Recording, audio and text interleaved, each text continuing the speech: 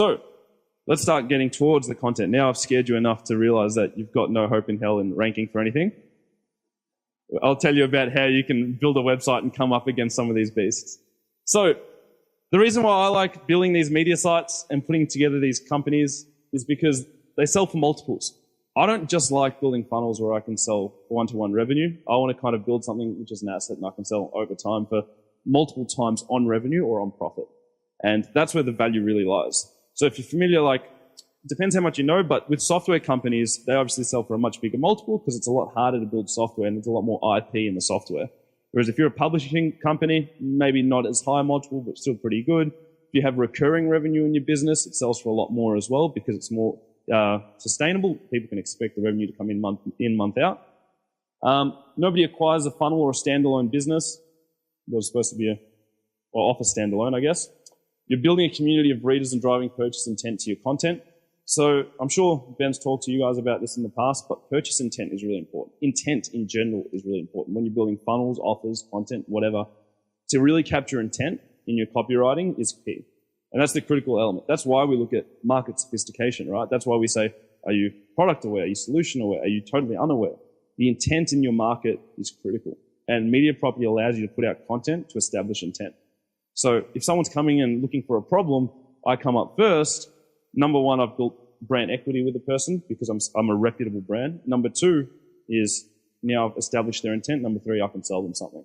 And I've still got this as my base. So after that, building a community of like-minded people. So if you've got membership sites, allow you to build people to come in back and over again. You can launch your offers under the brand of your media property. So what we do and what we're going to continue to do is we also build like e-commerce companies that are kind of the sister website of the media site. That way you can build that brand equity in what you're doing. A company which, like, if you look at a company which was Dollar Shave Club, they did that really well. They've started directly with the product. I think recently they've started putting out a lot more content around the whole shaving and men's health and things like that. So they're kind of doing it the opposite way. They've acquired all their customers and now shifting, and you can do that as well. You can acquire your customers and then direct them to your content to build up that media brand. But I think it's critical that in this day and age, you can't just have a product and an offer and drive traffic. You have to have some sort of community or some sort of home base where people can find you and learn from you and you can build that brand out. Not linked to any one person. So the great thing is, if I sell the company, I'm not linked to it. It's not on my face. Again, that continue to improves the value of the company. Multi-channel marketing as well. So hands up if you do Facebook ads. Keep your hand up if you do Google ads. Twitter, native. Cool. All right. So really, SEO. Yep. Cool. So you've got to be multi-channel. A lot of you already are, but this just gives you another way which allows you to kind of cover all your traffic strategies.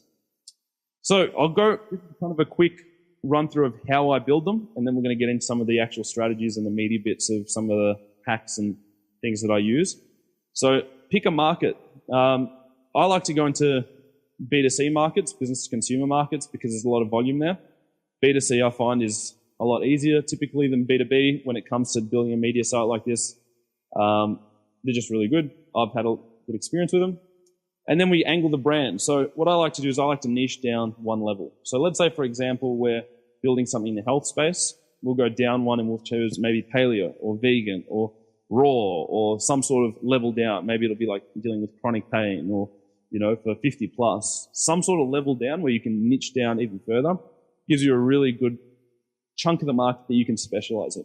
Because a lot of these companies we saw, they're going for really broad terms like wedding.com and parents.com and verywell.com. They're super broad. But if they see, oh, wow, there's this website that's gone into one specific part of the industry that's really solid, this could be a really good asset that we can add to our company. And it's really easy to capture a lot of those long-tail keywords alongside that as well.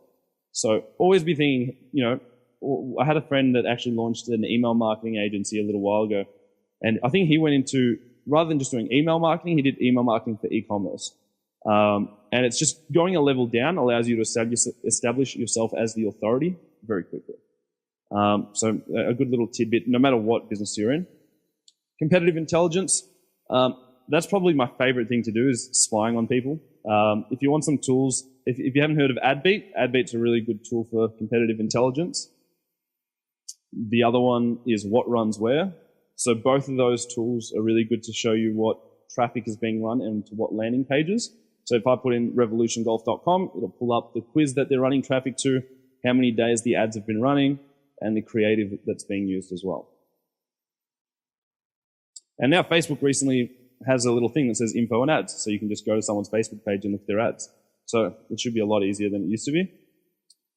But yeah, so what I do is I go through the competitive intelligence area and I'll look through and I'll say, all right, cool. Like, who are the big players in this market? I want to go into health. Excellent. Here's the top 10 websites.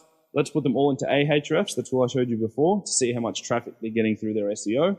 Next, let's put them into tools like AdBeat or What Runs Where and see how they're going with their paid media. What's their paid strategy like? Because we've got to look at like a multi-channel level of a company there.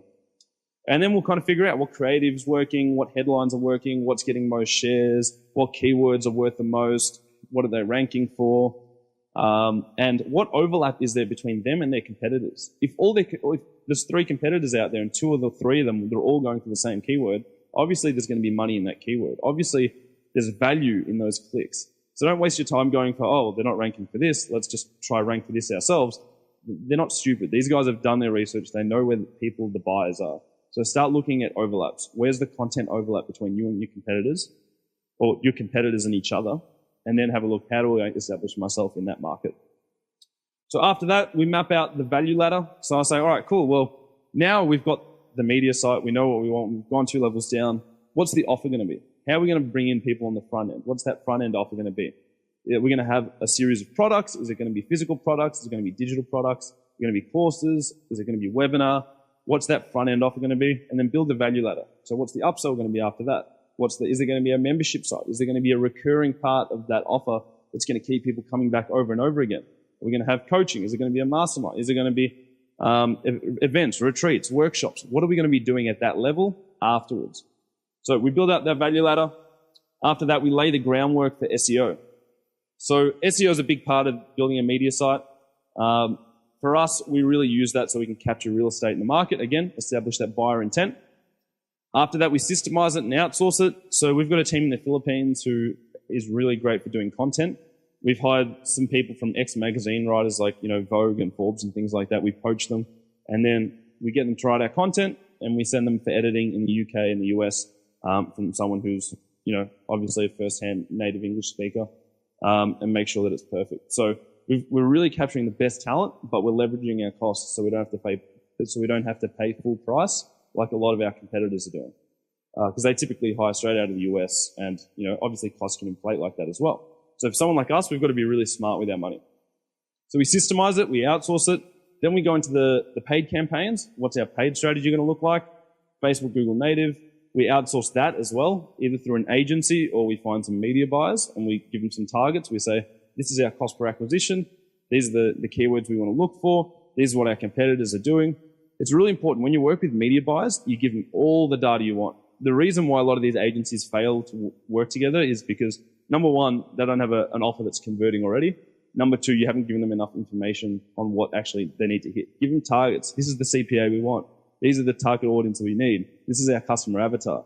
We give everyone so much information, so it allows us to outsource that, and we can systemize, we can do what we're good at, which is the content and stuff. After that, we build an internal team of operations if we want to do fulfillment, if we're selling our own products. And then we scale, we go wide. So first we go deep, we start building our offers and we start doing our value ladders and all that. Once we've had all that up and running and it's working, then we go wide and we start building more SKUs, different offers, start owning the market in different parts of the market.